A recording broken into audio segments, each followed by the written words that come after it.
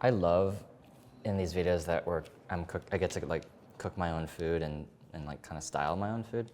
But it also makes me nervous because it's like the way it comes out is the way it's gonna come out. It's how I feel about my hair. Hi, I'm Eric Kim. I'm a cooking columnist for the New York Times. We're back in the studio kitchen. I'm excited because I'm gonna show you how to make my sheet pan japchae.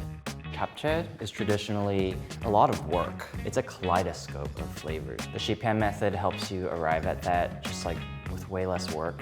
Historically, this dish was eaten by kings. You don't have to be a king to have that.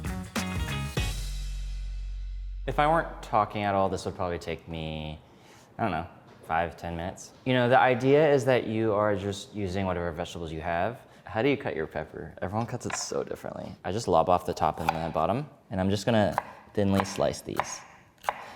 You know when you're like, oh my God, yes! Okay, this is my favorite. When a bell pepper has a little baby in it, it's always the chef's treat. Eat the baby. So I lobbed off the top and the bottom.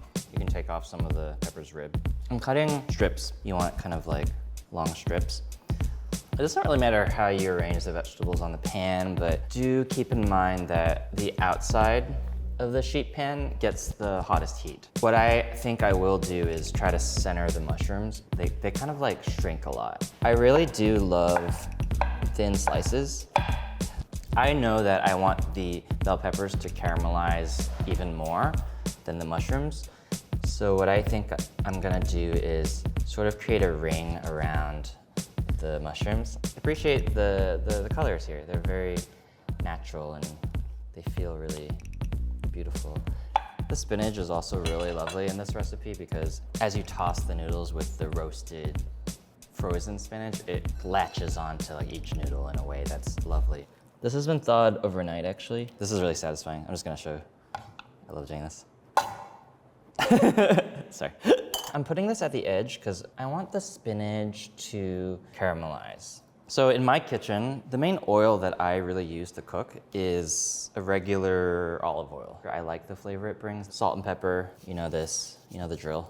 You could actually just like put it in the oven like this, but I might like zhuzh around a little bit. Zhuzh. As the mushrooms cook, they're gonna kind of like release some of this oil and then it'll cook in its own mushroomy oil. Stir frying is great, but it can be really hard to get watery vegetables like this to truly caramelize and get that like fire flavor. By roasting, you're already off to a good start. You're gonna get some browning pretty easily and you're gonna have this deeper flavor that will carry the dish a long way.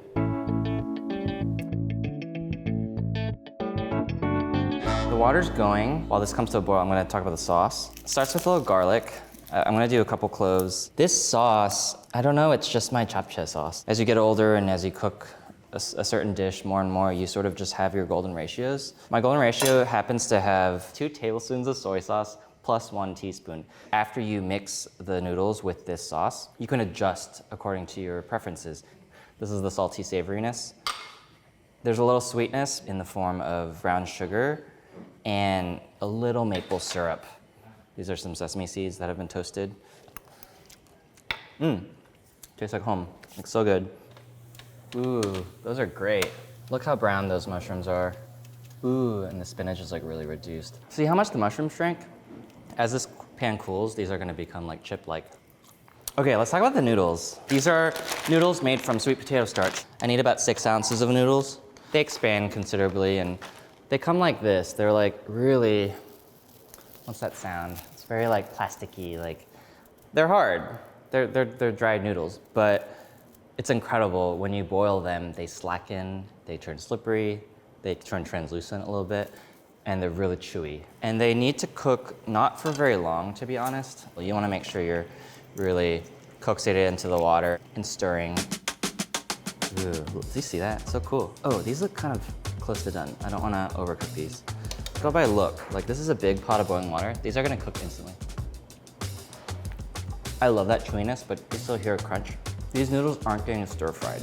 I need these to be the way I wanna eat them because I'm actually putting it directly onto the sheet pan. Just put them straight on the pan. So I'm actually gonna go ahead and chop these noodles like right here, like this. You do want to chop up the noodles so that they are easier to mix and they're kind of easier to eat. The sauce goes straight onto the noodles and then we're just gonna toss. This is where you can like adjust seasoning. Salt and soy, they do different things. Salt helps accent and pick up the other ingredients. Soy adds umami and those lovely brown flavors. This is japchae. It's like sheet pan japchae, no effort on your part. Even the vegetables don't take long to roast. They take like 20 minutes.